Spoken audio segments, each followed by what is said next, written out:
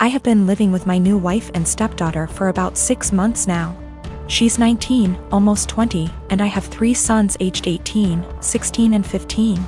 She's a really good kid and she's a good influence on my sons. I really enjoy having her around. My wife and her daughter moved into my house and sold theirs. My stepdaughter's father isn't present in her life, nor is my son's mother. All 4 children share a bathroom. My sons have never lived for a long period of time with a woman, nor have any of them had long-term girlfriends. They had short visitation periods when they were younger but never longer than an hour. So living with 2 women has been unusual for them. My eldest son, 18, came to me last week and told me that his stepsister disposes of her used sanitary products in the trash can they share, but doesn't use toilet roll or sandwich bags to disguise what they are, and it makes him uncomfortable, which I think is reasonable. My sons are teenage boys and don't want to see their stepsister's period products on full display. A few nights ago I went into the kitchen to grab a snack and she was there doing some work for university. My wife had mentioned that she knew she was on her period, so I took it as an opportunity to have a word with her. I told her my sons were uncomfortable and asked her if she'd mind putting her used products in diaper bags or flushing them down the toilet. She laughed and told me it was rich coming from a man who sheds like a gorilla and has produced 3 skid-marking sons, which I thought was just an unnecessary attack. I've been nothing but nice to the girl and it's hardly a comparison. My sons shouldn't be subjected to her unhygienic products if it makes them uncomfortable. She went on to lecture me about how tampons can't be flushed and that it's bad for the environment if she uses diaper bags for everyone, which I think is just an excuse.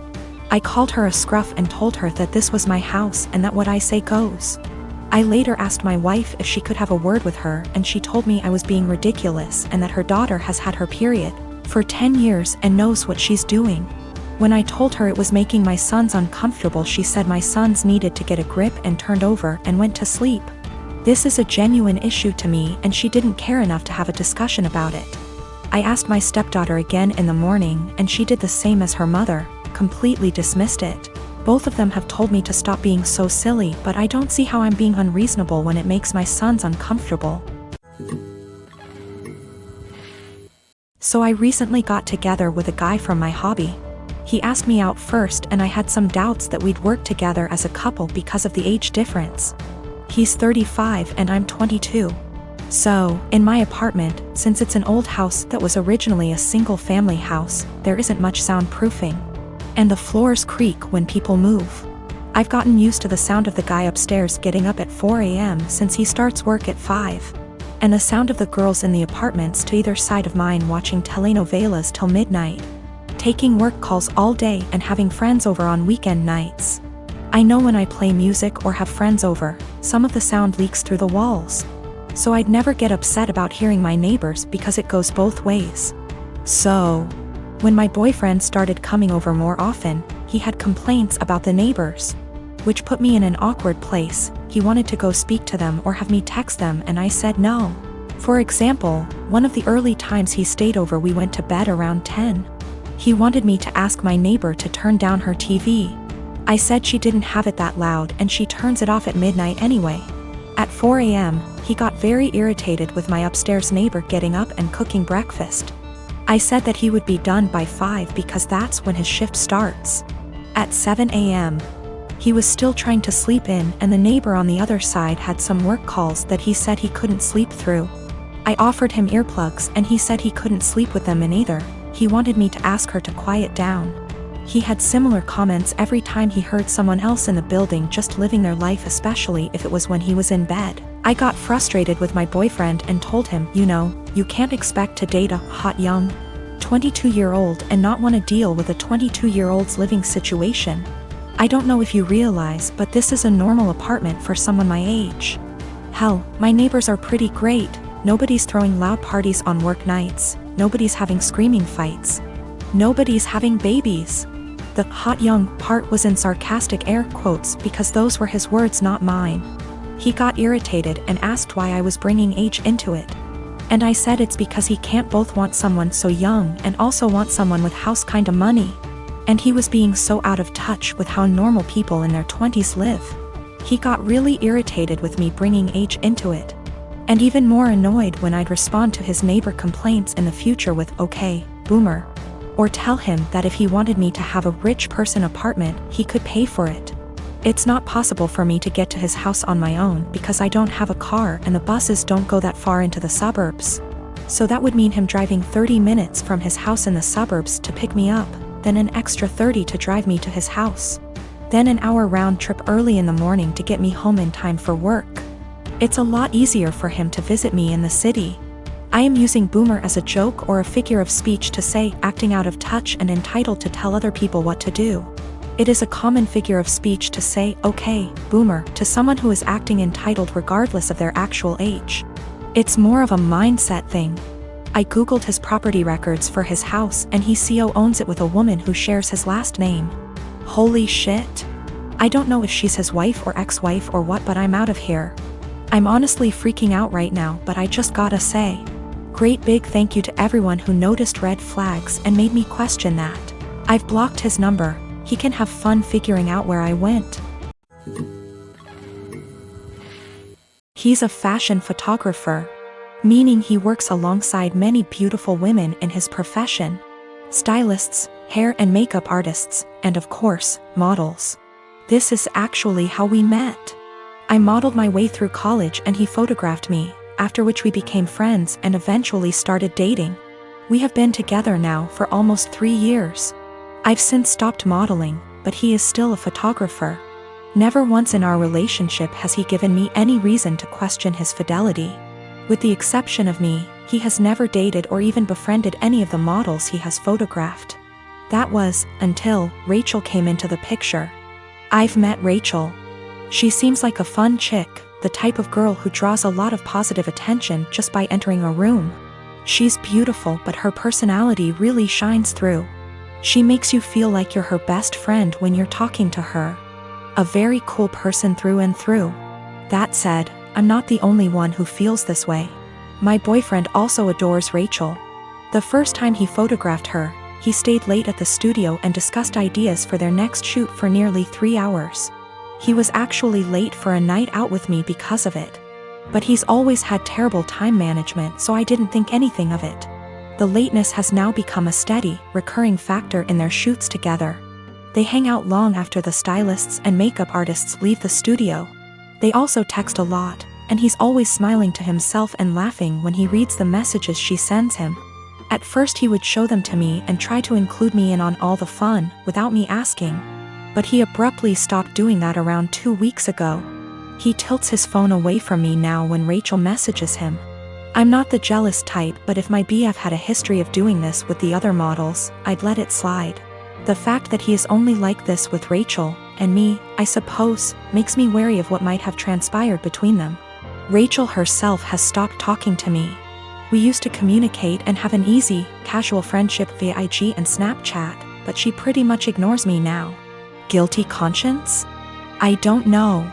The real kicker is, my boyfriend now has a photo of Rachel as the wallpaper on his phone. He's apparently proud of the concept and the editing, and claims it has nothing to do with Rachel herself. Which is totally believable, but doesn't sit right with me. I told him that and he told me I was being irrational. Rachel is single, by the way. She and her BF broke up around 3 weeks ago. I really don't want to fall into the jealous GF trope, but what else am I to think? I don't want to make crazy demands and accuse my BF of cheating on me. Even emotionally, but he really does seem to be fond of this girl in a way that really hurts me. He has other female friends and he doesn't act that way with them. He's capable of being friendly with a girl without flirting or acting suspicious, but with Rachel it's different. He has slowly become very attached to her and I feel like I'm losing him.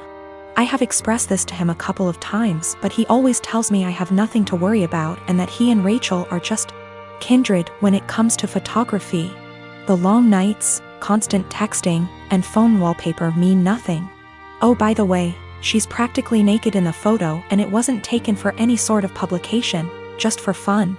Am I being irrational? Unreasonable? How would you feel in this situation? What would you do? Update. My photographer boyfriend has been growing very close to one of his models, and acting dismissive of my concerns regarding their work relationship. He has a practically naked photo of her as his phone wallpaper. WTF am I supposed to think? He and I are meeting for lunch in an hour. He confessed. I'm kind of a mess right now, but I'm lucky enough to have an amazing support system and a clear head. That's all I really wanted out of this unfortunate situation. My ex-boyfriend, has never taken nude or even partially nude photos of me. Although I modeled in high school and university, my primary focus has always been stage acting. He took my headshots. That's how we met. Not that it really changes anything. Just a bit of insight, I guess. When we were younger and when the relationship was newer, I would accompany him to his shoots all the time. But my own career is very time-consuming nowadays. I know of multiple model/photographer relationships where they accompany each other to every shoot. And I've nothing against doing that, but I personally would rather just trust that my so is on their best behavior. Obviously what happened here kind of squashes that, but I stand by it. If I have to be there in order to make sure my so faithful, chances are they'll find other ways to cheat. Okay, now for the good stuff, or I guess, the bad stuff. I met him for lunch Friday afternoon. We went to our favorite sushi joint overlooking the ocean, and I ordered more than I could handle, stuffing my face while trying to decide how to broach the topic of Rachel, but most importantly, our relationship. I went into that meeting with a righteous, ass-kicking speech prepared, but I forgot every word of it almost immediately after we sat down. I guess he could tell there was something on my mind, because he asked me if I was all right, if he had done anything to upset me. Snorts. Yes, Ian, you've upset me very much, actually. As soon as I gathered the confidence to look him in the eyes, I point-blank asked him, "What's going on between you and Rachel?" His mouth flew open as if he were completely and utterly taken aback by the implication, but I cut him off with, "Do not bullshit me." I tried my best not to let anger get the best of me. I really did. I wanted to stay cool, calm, and collected like so many women on this sub. You know the ones.